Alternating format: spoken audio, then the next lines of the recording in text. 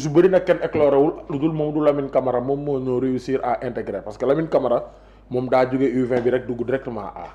dem kaan donc je pense que ni daal loolu dañ ko def rek xool nuñ ko gérer. am na solo ñoo ko si cabaxaale noonu rek pour mën a am actualité sportive ndax xam nañ ne POK moom sport cukku ko rek da lay wuyu. kon POK ñu ñëw ci li nga xam ne moom moo di actualité bi daal di ñëw ci premier point bi c'est par rapport ak révélation yi nga xam ne Cheikh Bara Ndiaye jot na koo amal ci appel téléphonique waaye itam ci plateau télévisé. waa semaine bii nag moom boo bëggee dégg-dëgg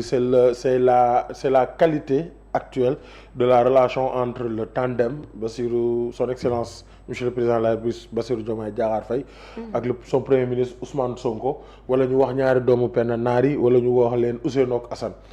Alors Cheikh Bara Ndiaye qui n'est pas n'importe qui dans le parti parce que une personne boo xam ne on le donne le micro, on lui donne la parole lors des grands rassemblements de Pastef, donc je pense que c'est pas n'importe qui au sein du parti. moom mu génn di def ay révélation si loo xam ne fekkeewu ko si biir néeg bi fekkeewu ko mu génn di def ay révélation yu bëri ñii taf gémmiñ ñii ne ñii ne nii di détérioré wu et ces révélations ont poussé à d'autres kàngam si parti politique bi à réagir en tout cas yaakaar naa ne nañ le linge sale se lave en famille mais su nekkee dañuy laver le linge sale en famille et que gars yi di génn waxu biir néeg si biti doy na waar comme ni ko POK daal di annoncé Wally ban jàngat nga am ci loolu nga xam ne jot na am comme tey vendredi la dañuy def benn round up ci li nga xam ne moom moo di actualité bi amoon ci semaine bi yëpp. waaw xam nga Cheikh Bara Ndiaye du n'importe qui ci biir parti Pastef man je considère que c'est une personne bien informée nit ku am information la xaw ma fan la jëlee information yi mais en tout cas ak information bu mu mënti am ak fi contexte bi toll est-ce que ni muy joxee information yi lu baax la ci biir parti Pastef la est-ce que lu baax la ci diggante Ousmane Sonko ak président Bassirou Diomaye Faye pour man loolu aussi c'est la grande question boo xam ne qu'on doit se poser. benn bi mooy boo xoolee diggante barki démb ak démb daf ci jot def ay révélation yu baree révélation yi nga xam ne dafa soqee ko ci waxtaan bi nga xam ne bureau politique national bu Pastef da koo amal ak président de la République en tant que frère ci biir parti Pastef bi loolu weesoo ñoom ñu génn dalal xelu sénégalais par rapport ak waxtaan bi nga xam ne ñoom bureau politique bi seex nañ ko ak président de la République parce que ñoom jàppoon nañu c'était le moment pour ñu apporter des éclaircissements apporter des réponses très claires par rapport ak situation fi mu tolloon ci parti Pastef ak aussi patriotes yi nga xam ne amoon nañ jiixi jaaxa wala seen xel dalutoon ci li ñu doon wax ci diggante président Bassirou Diomaye Faye ak Ousmane Sonko Cheikh Bara jàpp ne ñoom bureau politique bi dañoo nax wala dañoo nësaxal xelu askan bi maanaam information yi ñu joxe ci waxtaan bi am ci diggante bureau politique bi ak Bassirou Diomaye Faye amul dara loo xam ne nii jàpp na ne jaar na ci yoon wala nekk na dëkk moom nag mu jàpp ne nag moom du seetaan dara loo xam ne lu ñu nësaxal xel yi la wala loo xam ne information désinformation la moom mu jàpp ne kon il faut que mu toog indi ay leer jëmale ko ci li nga xam ne mooy Sénégal yi koy déglu surtout patriotes yi beneen bi ci gën a doy waar mooy dafa def ay révélation jëmale ko ci ay nit mais surtout président Bassirou Diomaye Faye bi nga xam ne boo xoolee da koo tutoyé xam nga man démb bi ma ko seetaanee dama ne personnellement procureur de la République dafa war a autosaisir ci li am ci révélation yi Cheikh Bara Ndiaye di def jëmale ko ci président parce que Diomaye Faye c'est le président de la République du Sénégal c'est le chef suprême des armées kooku mënoo toog nga am temps bu bari ngay wax ci moom di xaawi ay sutura ci koo xam ne moom mooy njiitu réew mi mais loolu pour man c'est extrêmement grave lu gën a doy waar lu amul bu weesoo loolu. kon gëm nga ne bu noonu benn opposant moo ko defoon dañ koy. non mais loolu dafa garaaw président Bassirou Diomaye Faye li mu seqoon waxtaan ak ay nit nga génnee lépp na ko mbàcc ci penc bi di def ay révélation nga génnee révélation ne président Bassirou Diomaye Faye dafa bokkoon ci ñu yabaloon Mimi Touré c'est-à-dire coalition Diomaye président ci njiitu Mimi Touré ngir ñu dem seeti Moustapha Diop ci kaso Moustapha Diop bi nga xam ne moom moo jiitee parti bi ñuy wax Farlu nekk député ci Assemblée nationale nekk maire bu Louga ñëwaat nga defaat beneen révélation ne président Bassirou Diomaye Faye dafa jox passeport diplomatique Maïmouna Ndour Faye mais loolu dafa loolu c'est des accusations graves. non cette dernière a dit. loo xam ne yow mii man Ndiaye mi gëm naa ne loolu bi ko Cheikh Bara Ndiaye waxee nga koy door a dégg. musoo toog doo mën a toog nga sax am information que ne président Bassirou Diomaye Faye jël na passeport diplomatique jox ko Maïmouna Ndour Faye. mais loolu ay révélation yu grave la si koo xam ne président de la République nga révélé loolu. mais waaye fan nga ko déggee est-ce que am nga preuve bi. par rapport ak procureur autosaisir Cheikh Bara Ndiaye tamit dafa am mbalaanu kiiraay. dinaa ñëw foofu Cheikh Bara Ndiaye aussi c'est un député à l'Assemblée nationale. c'est vrai mais aussi député mën nañu ko arrêté bu dee député boo defee infraction. loo xam ne flagrant délit bu ñu demee Assemblée nationale bu ñu dimbee sa mbalaanu kiiraay dañ lay convoqué mais problème bi mooy actuellement Pastef moo am majorité à l'Assemblée nationale te ko xam ne aussi c'est une majorité confortable tey. ñaanalu ma ko Cheikh Bara mais tey bu ñu sàkkoon ngir sumi mbalaanu kiiraayam tey bu ñu demoon assemblée nationale nga yaakaar ne député 130 députés dinañ ko simmi danañ voté wii pour ñu simmi mbalaanu kiiraay Cheikh Bara Ndiaye man da jàpp ma ne loolu mën na am mais jàpp naa ne ay révélation yoo xam ne la pour man war nañ koo mën a arrêter parce que tamit man jàpp naa ne président Bassirou Diomaye Faye dañ ko war a jox ak yelleefam gëdd gi nga xam ne am na ko en tant que chef suprême des armées ñu génnee ko ci ay waxu politique pour man loolu aussi lu am solo la beneen bi mooy parti yi nga xam ne daf leen a boole ci wax ci ñoom dañoo génn def seen démenti weddi tuuma yi bokk na ci li nga xam ne mooy coalition Diomaye président parce que coalition Diomaye président bi nga xam ne jamono ji mu ngi ci superviseur u Mimi Touré ñoom def nañ communiqué weddi nañu carrément li nga xam ne mooy révélation yi Cheikh Bara def parce que ñoom li ñu ko jàppee moom moo nekk contre-vérité mais aussi qui n'a pour seul objectif et unique objectif que de ternir l'image du président Bassirou Diomaye Faye. beneen bi aussi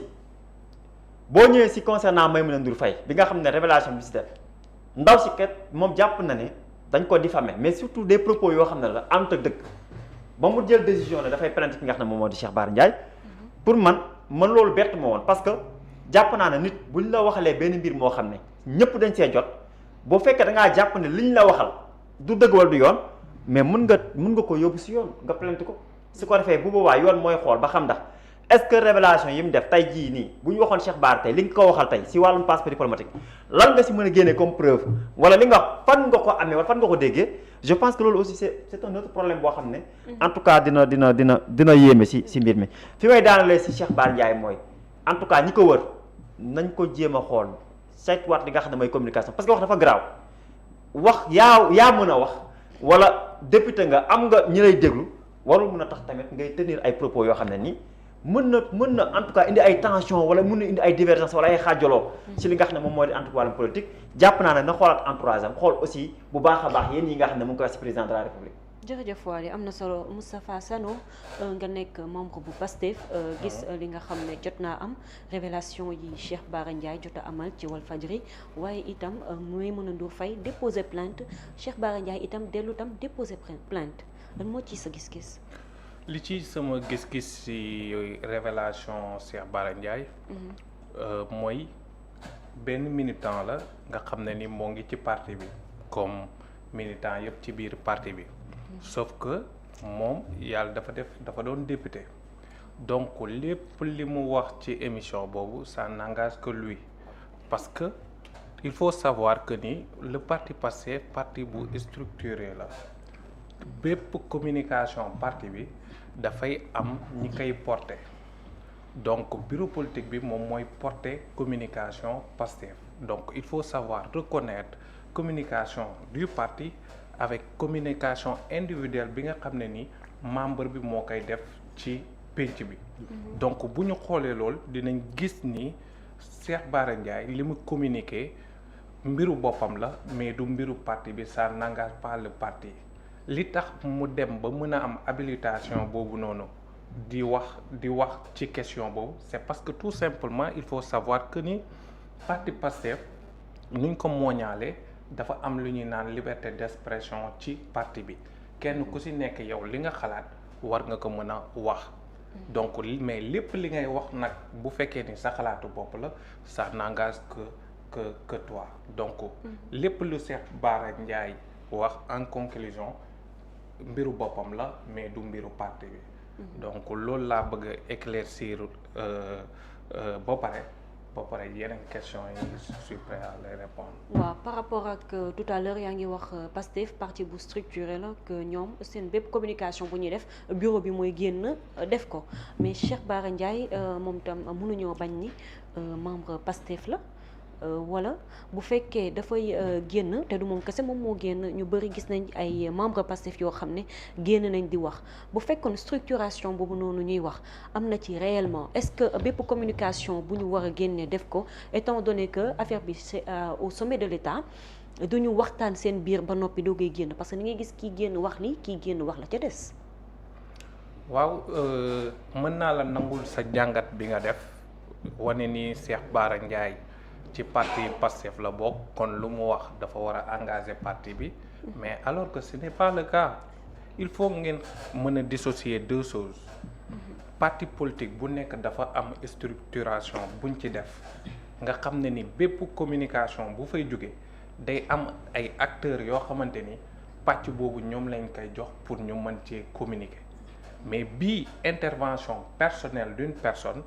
nekk ci parti bi wax donc ça n'engage que lui donc man li may suggérer mooy ñu gën a xoolaat doxalin parti bi gën ko defaraat parce que aussi mënuñu toog ci plateau bi ne parti bi lépp gongo dara fenn mettiwul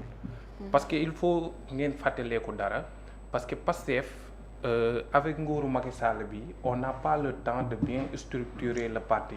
de telle enseigne que ni lu bëri dinañ ko encadrer parce que boo jógee ci xeex bi demaat ci xeex bi boo jógee ci xeex bi demaat ci xeex boobu moo tax it des fois booy déglu yenn membres yi di wax tu penses que c'est de la bouillabaisse mais en réalité parti bi structuré dañ ko képp kuy communiquer mën nga communiquer yow sa communication bopp mais parti bi encore une fois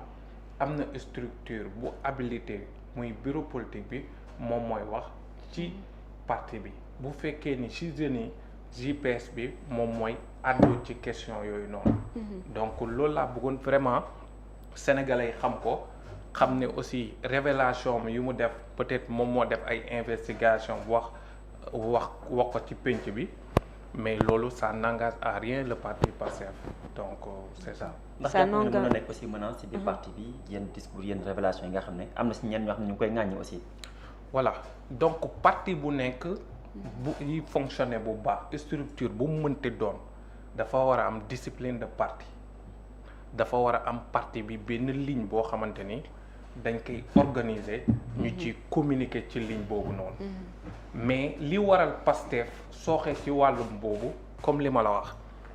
ñun on n'a pas bien structuré le parti parce que on n'a pas le temps boo xoolee fépp fi nga dem ci Sénégal y a des leaders yi fa nekk sont illégitimes par fu ñu ne kenn toppul ñu leen njëkk maanaam njëkk rek moom moo leen fa bàyyi tu comprends donc wàllu boobu noonu ak wàllu yu bëri parti bi structuration bi dafa des structuration bi nag dañ ci war a gën a liggéey parce que actuellement on a le temps de travailler sur beaucoup de choses sur beaucoup de questions ñu organiser waat suñu parti ba de telle enseigne que ni yenn révélation yi du impacter suñu parti parce que tey jii nii Cheikh Bara intervention yu mu def nii jëmale ko son excellence Bassirou Diomaye Diakhar Faye dafay impacter parti bi yëngal na parti bi donc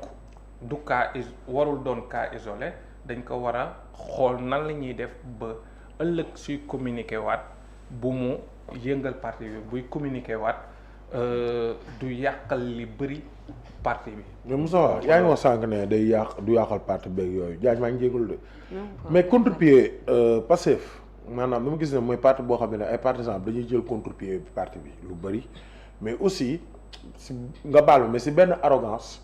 dañuy exiger que ñeneen ñi di wax d'où la sortie de Amadou Ba quand il dit que ni mais yéenay kan ba ñu naan yéen da ngeen war a def nii da ngeen war a def naa naan moom Amadou Ba boo xoolee xam ne il a été il était à bout il fallait que mu génn wax. mais pas Omar est-ce que c'est pas ça qui fait la beauté du parti. ah loolu tamit que masse bi mën a di. exiger waaw parce que boo xoolee nag c'est la masse qui dirige moo tax démb laa sotti da Ngagne Demba Touré. quand j'ai bien aimé démb Ngagne Demba Touré bi mu ne que ni sur Walf TV que ni bu ñu nëbb base bi parce que base bee ñu def li ñu doon. exactement donc boo bëggee xool parti Pastef ak yeneen parti classique yi bokkul même démarche yu ñuy maanaam seen démarche seen ligne de vision sur beaucoup de plans bokkul parce que parti Pastef day mel ni benn société boo xamante ni ku nekk am na ci action yaay cotiser te parti bi le président Ousmane Sonko daf ñu dig langage de vérité mais parti bi aussi dafa am lu ñuy naan liberté d'expression kenn ku ci nekk boo gisee ni li ñuy def nii méngoowul ak li ñu digoon méngoowul ak projet bi méngoowul ak vision jeunesse bi nga xam ne ni ñoom ñoo gën a bari ci parti bi. donc on a le droit en tant que partisan on a le droit en tant que membre du parti ne ligne bii nii ak li ngeen ma digoon bokkul. moo taxit diversité boobu noonu am ci parti Pastef singularité boobu noonu. moo taxit ñu am ko mais cela ne veut pas dire que ni des fois di nga gis benn cas isolé nga bëgg a globaliser ci parti bi ni ñëpp par exemple ce sont des gens yi nga xam ne ni arrogance la ñuy waxee et tout tey jii parti bi boo xoolee ñi ci gën a bari bu ñuy wax élégance ngay gis bu ñuy wax da ngay gis ni kii xam-xam lay wax. ma jëmale ko ci le président Ousmane Sonko, Bassirou Diomaye Diakhar. non man li may wax quand je parle d'arrogance je parle pas des membres du passé maanaam le fait que ñuy persécuter foofu laay bëgg a waxee. mais je parle pas persécuter. par exemple boo xoolee Amadou Ba boo xoolee ci live am le fait que tout le temps ñu naan da ngeen war a wax da ngeen war a def il faut que nous dire la vérité ku nekk di jël contre-pied wu communiquer Ayib Daffé bi koy communiquer parti bi nga xam ne Ayib Daffé da koy génne foofu laay waxee en fait mais je parle pas que waxuma ni ne les leaders wala ku bokk Pastef di exprimer wu dafa arrogant. waxuma loolu. d'accord ñooñu boobu moom lu si ëpp sa pression bi si kii bi lay. waaw la doon ëppee si base bi ñi nga xam ne ñoom ñoo nekk ci suufu suuf. loolu moom c'est comme li ma la wax. c'est normal. parti Pastef day mel ni ab société bi nga xam ne ni kenn ku nekk actionnaire lañ. te dès le début dañu tegal benn projet. bi nga xam ne ni jeunes yi moom la ñu adhéré en masse. di ci financer di ci tayle seeni bakkan. pour Sénégal ñu développer ko de manière substantielle. donc lépp li nga xam ne ni moo ngi handicapé parti bi. dañ ci war a jël ay dispositions. dañ ci war a wax dañ ci war a communiquer. mais aussi dañu war a exiger à ce que ñu respecter ligne de conduite bi nga xam ne ni le président Ousmane Sonko dig nañu ko. jërëjëf respecter ligne de conduite bi nga xam ne moom ngeen dig seen base itam dina am solo Mamadou Diagne ñu bëggoon nga indi sa gis-gis ci li nga xam ne rek moom mooy révélation yi Cheikh Bara Ndiaye daal di def ci Walfadjri ba Maïmouna Ndour Faye daal di répliquer. ci Chérifa loolu problème famille la. loolu problème de famille la non parce que kat rek mën na leen topp. en vrai problème de famille la je pense que si tant est qu'il y a problème sax. mais je pense que li nga xamante ne tey xew na je sais pas si c'est une première dans l'histoire politique au Sénégal. peut-être que moom am na mot yu mu wax tout à l'heure c'est par rapport au parti qui n'a pas pris le temps de se structurer. parce que su ma juumul Sare mooy directeur de l'école du parti c'est ça. Dare mooy responsable de l'école du parti. xam nga comme yow soo jëlee par exemple PDS PS. toutes ces phases là yi nga xamante ne tey parti bi jël na pour fabriquer wu ñu xam ni kii parti la. mais parce que dafa doon benn éclat boo xamante ne dafa xëy en 5 ans 6 ans rek doon 2019 démb la woon.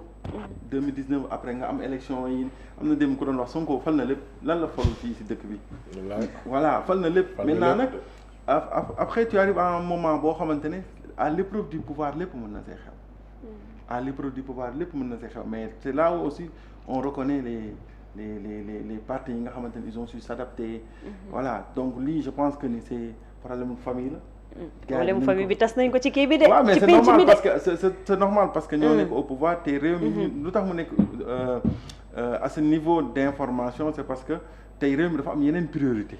réew mi fu ñu toll nii dafa am yeneen priorité les urgences sont ailleurs mais je pense que ni.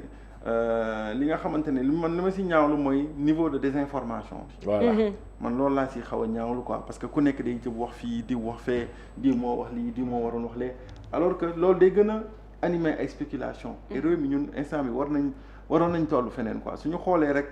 si danger yi ñu wër en terme de sécurité nga xamante ne wër de sécurité ak si au-delà du danger réew yi nga xamante ne xaw nañ ñoo sori mais instant bi ñu ngi si beneen niveau de développement on se doit se dire que ni les priorités sont ailleurs et je pense que li ñuy ñaan comme j'ai dit à chaque fois mooy képp kuy sénégalais war nga mën a ñaan genre coow yi bañ fay am parce que arrangé wuñu en fait genre daf ñu tardel si yenn yu bëri quoi donc je pense que problème famille la suñu waxtaanee jubóo dañuy waxtaan te nañu éviter surtout li nga xamante ni tey mooy désinformation bi am diw day wax lii di wax lii surtout suñu mbokku taskatu xibaar yi parce que à chaque fois nit mën naa toog sa plateau wax dara loo xamante ne yow mënoo ko vérifier mais yow dafa ngeen fa information à fake news mais tamit est-ce que la course à l'exclusivité tamit loolu du si dem parce que dëgg bi tamit léegi mais xam maa ngi ko wax xam nga loolu mel ni maa ngi ko wax léegi médaille d'or non xam nga loolu lu tax ñun suñu biir xam nga métier souvent c'est pas pour rien xam nga footballeur yi dañ naan diw moo daax football loolu ñëpp koy apprécier c'est une appréciation générale dañ koy nangu mais journaliste mooy métier boo xamante ne ñëpp mën nañ ñëm journaliste nga mais say mbokk journaliste tant que newuñu waali mii mën na lu muy def nangul nañ ko tu vas raser les murs jamono ji nag dafa bëri de plus en plus des journalistes de Facebook des réseaux sociaux de TikTok parce que jàpp nañ ne ñoom foofu noonu facilement mën nga am buzz mais sur li nga xamante ne tey te loolu j'emprunte les mots du président Diomaye bu ñu recevoir convention des jeunes reporters dafa loo xamante ne sama fait tic moom signature lay topp Diomaye danaan la diw moo bind tel article day xaaraat est-ce que diw dina bindaat mu xaaraat est-ce que diw dina bindaat parce que journaliste si loolu lañ koy xamee c'est pas quelqu'un boo xamante ne day jël ay ngeen baal ma di moo diw nee na dugal ko si Facebook ça c'est pas de l'information jamono ji fu mu toll nii ñëpp ñi nekk seen statut WhatsApp sax mën nañ joxee xibaar mais jamono dafa toll ñu ne tey Sénégal mi ngi si toll situation économique boo xamante ne xaw na doy wax yow nga creuser situation boobu lan moo ko mën a améliorer même li nga xamante ne woowee nañ ko tension wala problème kenn mën na def waali sànq comme ni mu def rek def une analyse logique de parti yi nga xamante ne juutu woon nañ fi bi ñuy doog a ñëw pouvoir nan taxawaay lañ taxawee woon ban période lañ atteindre seen maturité ak lan moo consolider seen base te sànq yaa ngi wax que y a un peu de pression c'est normal parce que ay jeunes kese fa ne c'est et plus mu am afflux wu réseaux sociaux yi tu as sur les réseaux sociaux booy dañuy wane seen mécontentement tout ça maanaam la c'est une belle histoire parce que tant que nit jàpp na ni yow man maa tax nga egg fi nga nekk te war naa la joyanti saa yoo ma jàppee ni dëng nga rek ça veut dire que on est dans une certaine démocratie maintenant nag fi nga xamante ni tey loolu lañu ñaan faut que on se retrouve autour de l'essentiel mooy que ni réew mi instant bi fi mu toll nii dañoo war a jublu si yeneen priorité parce que tout est urgent xam nga fii tey semaine passée su ma jumul am na 2 jours yoo xamante ne enseignant primaire yi dañoo grève waaw yëguñu ko de am na yoo xamante ne sachet am na yoo xamante ne daanaka c'est même ça c'est même pas senti même collège yi sax même collège man dama doon génn dama gis élèves yi génn ma ne lan la ñoo grève ça c'est même pas senti am yeneen priorité yoo xamante ne dafa am si yeneen domaine d'activité hier xaw ma avant-hier on a lancé la Startup Act mais daanaka sax c'est passé sous silence alors que c'est une très grande avancée soo xoolee si accompagnement bi ñu war a accompagner jeunes entrepreneurs yi start-up yi donc les priorités sont ailleurs quoi mais malheureusement de plus en plus dans nos médias wala si yenn yi dañuy faral di jëf te ñoom tamit c'est tout à fait normal man du ma leen blâmer ak fu mbir mi toll kenn su génnee def révélation comme waa lu koy président ça te fait tic surtout que quand derrière personne n'a réagi ça te fait daf lay tickeloo mais je pense que comme ni ñu ko waxee nous tous on a intérêt ou obligation qu'on passe cette situation quoi et qu'on aille vers l'essentiel on a mis un plan de redressement économique premier ministre bi déma xambarkaa dem nee na la première phase est satisfaisante en quoi elle est satisfaisante c'est-à-dire que si yan base lañ mën a jàppe ni que yan chiffre ñaata xaalis lañu regroupe tu vois ce genre de choses yi nga xamante ne tey sénégalais dinañ xam ne taxi yi nga xamante ne daaw ñu waxoon dagg te ñu ngi ma koy dagg am na fu mu dugg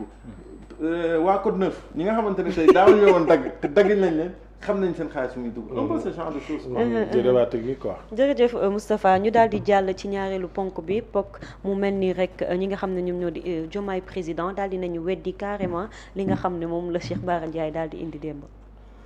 waaw mais du ñoom kese ñoom ak yeneen parti yi ak lépp ils ont balayé de revers de la main ay révélation Diomaye président ñoom Moustapha Diop ak yooyu yëpp mais li si c'est-à-dire instant yi nii y a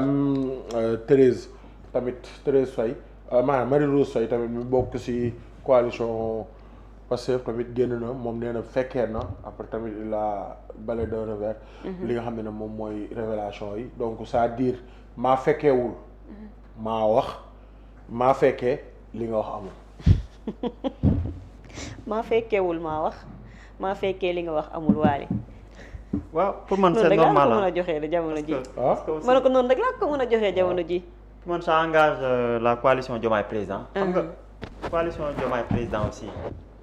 coalition boo xam ne dafa constituer ay partis politiques. mu am njiit boo xam ne président bi si boppam moo ko fa teg.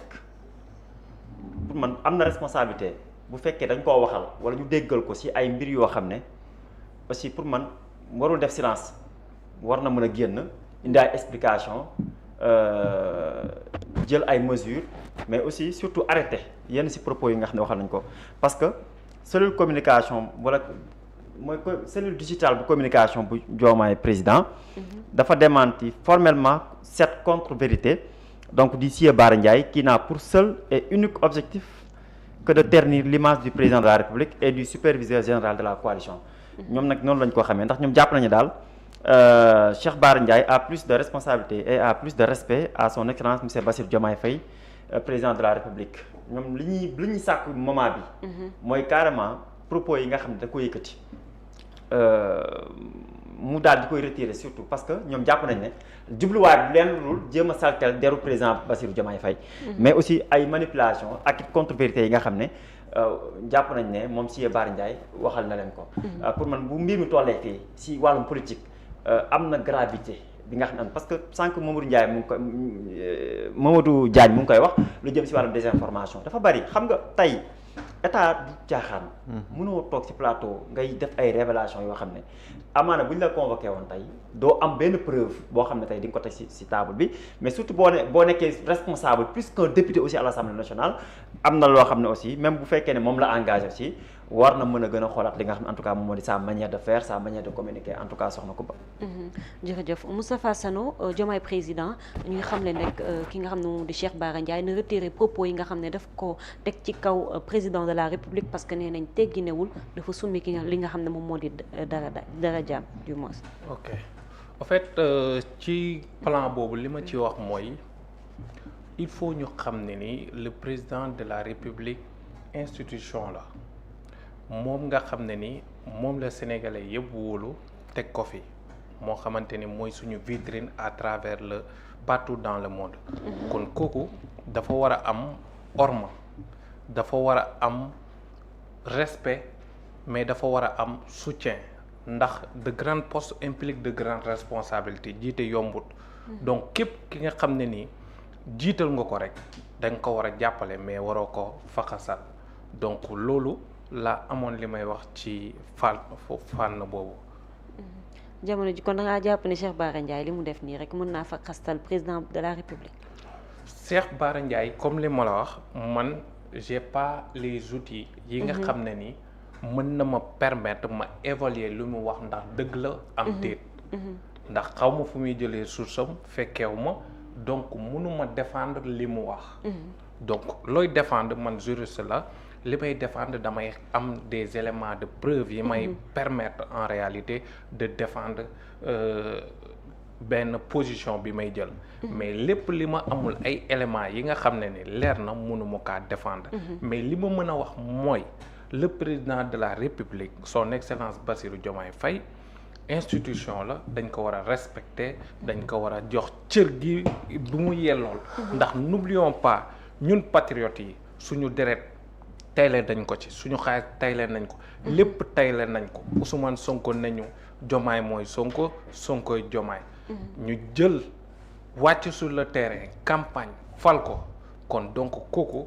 dañ ko war a jox respect dañ ko war a jox considération bi mat sëkk ci fànn boobu noonu. jërëjëf Mamadou Diagne ñu gis ni Diomaye président nee nañu Cheikh Bara Ndiaye li mu def dafa summi darajay président de la République Bassirou Diomaye Faye ndax il n'a pas été tendre quand même. On est dans la politique rek. Non, honnêtement, on est dans la politique et je pense que à ce jeu tout à l'heure Sano mu ngi koy wax je pense que on est dans une logique boo xamante ne comme je dis rek que faut qu'on dépasse cette étape quoi. Faut qu'on dépasse cette étape parce que kii sànq mi ngi naan pourquoi waaye moo ko doon wax pourquoi Cheikh Bara Ndiaye di génn il voit beneen camp di développer di dérouler peut-être qu'il sent une menace. On est dans la politique et comme li ma la wax 2 ans de mandat là je pense 2 ans lañ defagul. 20 mois. 20 mois 20 mois oui. 20 mois on n'est pas dans le temps des manœuvres quoi. teel je na pense que teel na trop. jokko major jokko leel bi mën naa. mën nañ ko pause quoi. man moo dëgg sa yàlla leen laa gëm xam mooy lan. mooy daal Alaaji on est dans l'urgence donc parlons d'urgence. Quand même. mais pas des polémiques quoi. Parlons d'urgence pas des polémiques ñëw boog dama ko bëgg man ñu ñëw ci bi nga xam ne moom moo di bu Moustapha Diop bi bokk mu mel ni rek parti bi dafa daal di ministre Moustapha Diop démentir na li ñu wax ni Mimi Touré dafa demoon seeti ji ko ngir rek ñu mën a daal di collaborer mu ñëw ci parti Diomaye président. mais attends moom benn nit moo ko wax kay wax ko nee na ko waxoo ko kay that's enough c'est-à-dire man moom leen laa jàpp quoi xam mooy lan. mooy li Sano wax. waxul nit ki ça n'engage que nit ki. génn nga tontu man yooyu du ma génn tontu dama lay porter plainte point. Waly. waaw li ma waxoon laay waxaat rek. actuellement démenti moom wax la ak tontu. c'est-à-dire bu ñu la tuumalee moom. parti nee naa la dafa am personne morale boo xam ne moo koy incarné. mu am ñu nekk ci biir boo sentiree ne dafa am lu ñu la waxal. loo xam ne jàpp nga ne dañ see yàq sa der wala dañ la see tuuma nii rek nga mën a def nga génn leeral askan bi soit. ki la tuumal da nga koy yóbbu si yoon soit nga génn leeral rek bàyyi mu sedd mais pour leeral pour xamal que ne li waa ji wax amul dara lu si doon dëgg. pour mën loolu aussi responsabilité parti bi la mais surtout responsabilité li nga xam ne aussi mooy entité politique yi nga xam ne peut-être mbir bi la concerné. et surtout logique boobu noonu sax la may mën a agir démb et tey ñu xëy ñu gis tamit Cheikh Bara a fait l'inverse. def plainte man Cheikh Bara Ndiaye man xamaguma plainte bi aussi buy plainte aussi tam lan lay bind si plainte bi contre Maïmouna Ndour Faye loolu tam xaw na ma jaaxal de. non parce que Maïmouna dem dana ko koo xam ne day wax lu dul dëgg xaw ma yooyu. kon waaw yàlla baax na nañu dégluwaat rek ba xam nag fan lay mujjee Moustapha Sano ma bëggoon ñu ñëwaat ci li nga xam ne moom moo xew UCAD récemment grève bi nga xam ne ñi nga xam ne ñoom ñoo di étudiants yi jot nañ koo amal ba pavillon bi sax pavillon A jot a lakk mu am ay